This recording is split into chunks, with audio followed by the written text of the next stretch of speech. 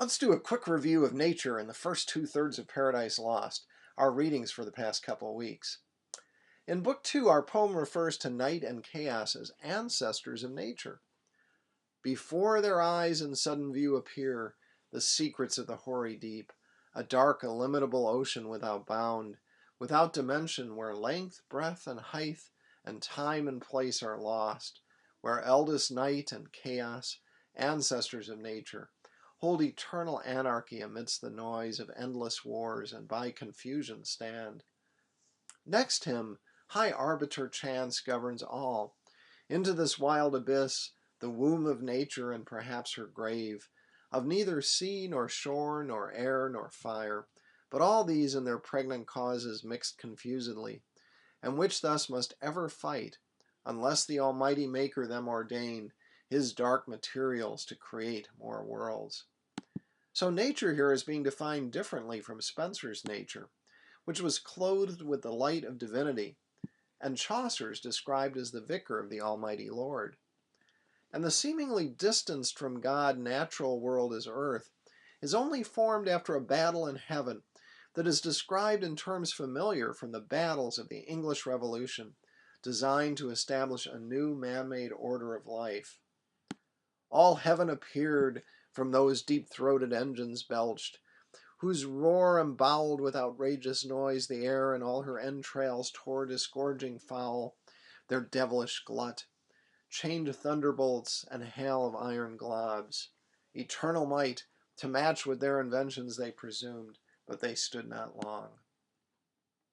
Paradise Lost seems to partake of what Bruce Foltz calls in our handout the transition from an enchanted sense of nature as mysterious essence to our modern scientific sense of nature as the natural world, something outside of us to be manipulated. And yet Milton's poetic mythology also provides the reader with experience that resists that trend. We see this through Satan's eyes when he first comes to earth. Beneath him with new wonder now he views, to all delight of human sense exposed, in narrow room nature's whole wealth, yea more, a heaven on earth. We're told this paradise is, following the biblical account and the green world tradition, a real place on earth, in Assyria or the Near East, feeding four streams that we're told wander many a famous realm and country, known historical places. And it is a place following Spencer where the Graces dance. There airs, vernal airs, breathing the smell of field and grove, attune the trembling leaves, while universal Pan, knit with the Graces and the hours to dance, led on the eternal spring.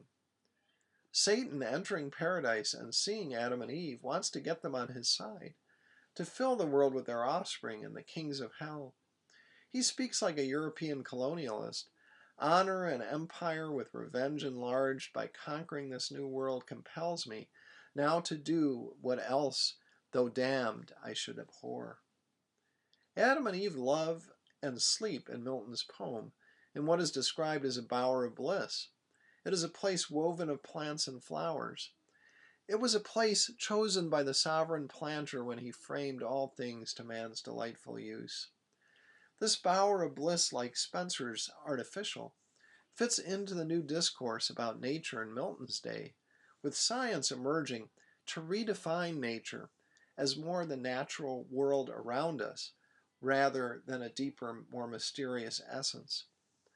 Yet this bower is nonetheless real because of the embodied personal relational love of Adam and Eve, as Milton describes it.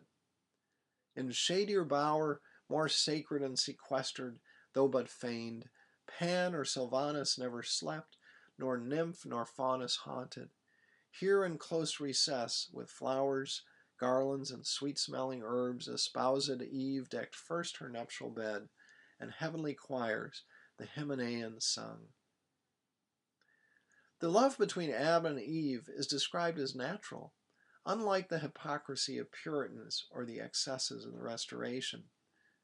In Book 7, however, in the creation story as told by Raphael, we are told, the great Creator from his work returned, magnificent his 6 days' work, a world. The image of the Creator returning from the world to heaven when creation is done fits the developing sense of deism in Milton's day, in which God increasingly is seen as distanced from a disenchanted nature. The golden compasses by which the Creator designs the universe also provides a quasi-scientific view of the ancient biblical account. This also fits Milton's departure from the Trinitarian theism of Chaucer and Spencer and their pre-modern culture to a more modern Unitarian deism, in which God the Son is seen more as the first creation rather than of one essence with the Father and the Holy Spirit, as in the mystical hierarchy of earlier times.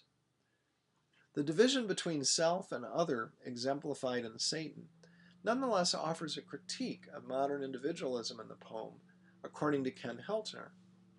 When Satan exclaims, "The mind is its own place and in itself can make a heaven of hell, a hell of heaven," he is describing, in effect, a Saussurian view of life as symbolism, a modern binary code, in this case of self and other, in which reality is internalized in self. Sin and death spring from Satan as if from his internal mind. By contrast, Eve comes bodily from Adam's rib, near the heart, into relationship.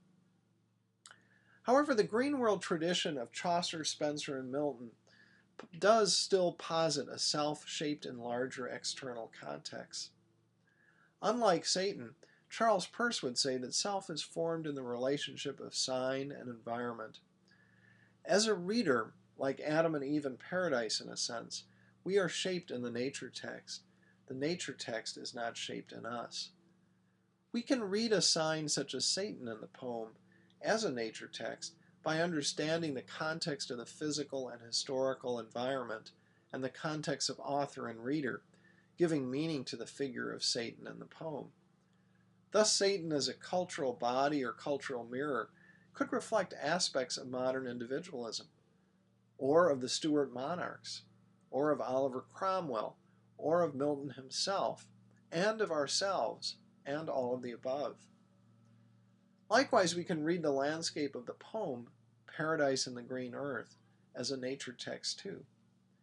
It relates to the environment as an overlay landscape of the Near East and of the earth, and as a text, it expresses metonymic iconography and signs of various forms of physical life, such as trees, in linking humans to nature. And as interpreted, it unfolds a personalization of the authorial traditions and reader's timeplecity in relationship with the earth and the text. Paradise as nature text gives us, in our formation of self as readers of Paradise Lost, this experience of the developing modern view of nature, while also, at the same time, resisting its placelessness.